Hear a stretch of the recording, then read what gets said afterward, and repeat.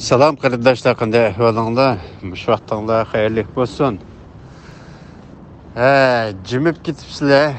Undaq bo'lsa, hozirgi saxta bo'lsa-mu, hozirgi vaziyatdan azroq munozara fikrlashaylik. 10 necha kundan buyon mush medialar paqirab yurdi bu xarita. Rossiyaning urush plan xaritasi deb ko'rsatib yurdi-da hozirgacha. Endi bu xarita to'g'ri bo'lsin, xato bo'lsin, u boshqa gap. Endi bu yerdagi masala bir davlatniki urush plani xalqning qo'lida nima ish qiladi. Demak, bu yerda o'yin bor degan gap. Bu o'yinni biz to'la so'zlab ketdik. Endi tafsilroq desak, buning o'yin ekanligidan bir puroq berish uchun bu yerga bir artistni, komediya artistini bu Ukraynaga prezident qildi. Agar prezident qilay desa, qobiliyatli kishilar shundoq ko'p.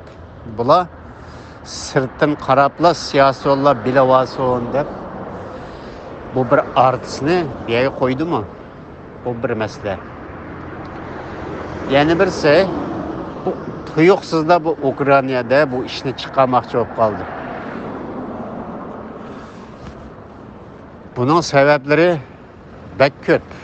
Endi hammamiz yaxshiroq biladigan narsalarni desak, Suriye jang maydoni, Afg'oniston jang maydoni nurg'un davlatlarga nurg'un foyda olib keldi. Aksicha shu yerdagi xalqlarga ozroq foydasi bo'lmadi. Hukumatni birdan Taliban o'tkazib birdan yana birisiga o'tkazib birdan banditga o'tkazib bu orliqda aning qurol satgan, maning qurol satgan davlatlar foyda oldi. Shu davlatlarninki cho'ng boylari bu yerda neft sodasi, gaz sodasi, zaharli chekim sodasi deganlarni xohlagancha qildi. Qilaverib bu 20 necha yilni yoqib bu jang maydoni ko'nirab ketdi-da. Endi NATO boshlig'iga plan tuzab bu yangidan bir bozor echish uchun Ukrainani bekitdimi? Bu bir masala. Shunda qarsak, Yevropadagi energiya manbasi hammasi sobiq Sovetlar ittifoqi tarafidan keladi. Hozir Rossiyaning qo'lida deydi. Ularning qo'lida bo'lsa, nima uchun gaz, neftga to'xtab ketmadi? Bahsi üsüdü, lekin to'xtamaydi. Bu o'yinning bir qismi emasmi? Xo'sh, yana bir masalaga kelsak, Jungo hukumatini insoniyatning dushmani virus tarqatding dedi. Uyg'urlar ustidan irqiy qirg'inchilik ilib bording dedi. Taza qattiq jazolaydigan o'xshab saqlab tursak, olimpikni o'tkaziverdi. Buningga gap yo'q. Endi keliblar Putinga yepishdi-da. Sen o'z olding, unda qilding, Ukrainani bosmoqchi bo'lding deb. Bular burun boshqalarni besbaqmaganmi? Suriyalarda urush qilmaganmi? Nurg'ondan o'tmaganmi? Afg'onistonda qilmaganmi? Nurg'on qildi. Rossiya emas, Amerika mı qildi? Bununla Angliya boshdan oyoq qo'ltiqliq. Bularga gap yo'q. Olimpik tugidi dedi. Lekin hozir davomlashyapti-ku, May planiki. Normal olimpik tugish hamon ma ishni chiqadi. Bu oraliqda Uyg'ur masalasi yuqori pallaga ko'tarilgan chog' edi. Tuyuqsiz diqqatni mayaga burvatdi, Uyg'ur to'g'riliq hech nima demas bo'lib qoldi. Bu o'yin emasmi? Xo'sh, endi bu jang maydonini, ya'ni o'yin maydonini Ukrainaga yo'tkisi nima bo'ldi?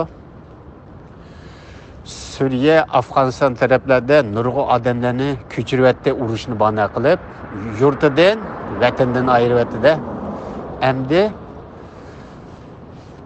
bu Rossiyaning atrofidagi kichik davlatlarga hammasiga urush bo'ldi, qalaymagan yana birim deb Ukraynaliklar emas, atrofdagilar ham ko'chyapti-da.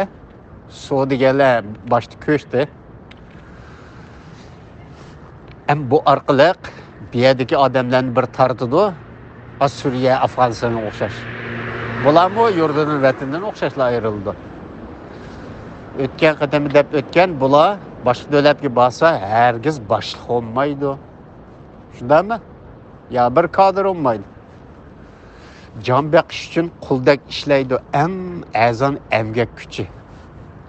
Yosh bolalar cho'ng ayollar bilan to'y qildi berib, kichik qizlar cho'ng erlar bilan to'y qildi degandek boshqalarning turmushini g'amlaydigan shunday ishlarga tushidi degan gap. Endi Ukrainada bu yerda shunda qarsak urush bo'yotildi deydi, naq maydonda Putinning o'qatqinini ko'rmadik hozirgacha. Lekin undaq quvvat deydi. Shunda qarsak portlab ketgan, kuyib ketgan tanklar qarsak, kon tanklarda 100 yil burunqi. Bular kon qurollarni avval o'ttirib chiqarib, ojiz davlatlarning NATOga erishib kirishini saqlayotdi. Masalan, bugun olsak, Finlandiya bilan Shvetsiya NATO kirmaymiz degidek. Ras kiramdi, kirmamdi. Buni necha kungacha yana belgil bo'ldi-ku. Bular urush qarşılamdı. Aralash nima bo'ldi? Qurol savdosi bo'ldi. Yevropaniki bular kuchli kelsa, yevro biyalar chechilamdi, yanada dollar ustiga o'tamdi. Bu iqtisodiy urush.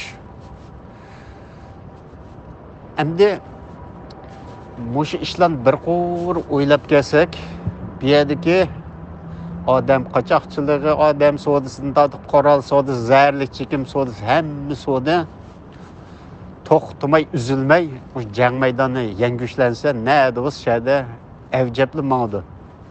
Urush bo'lmagan jungoda o normal ish-ku. Ichki a'zosini tortib sug'urib.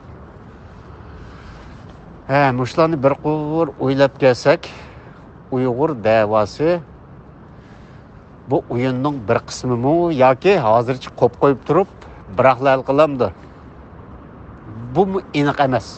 Lekin o'yin intayin jiq qarindoshlar.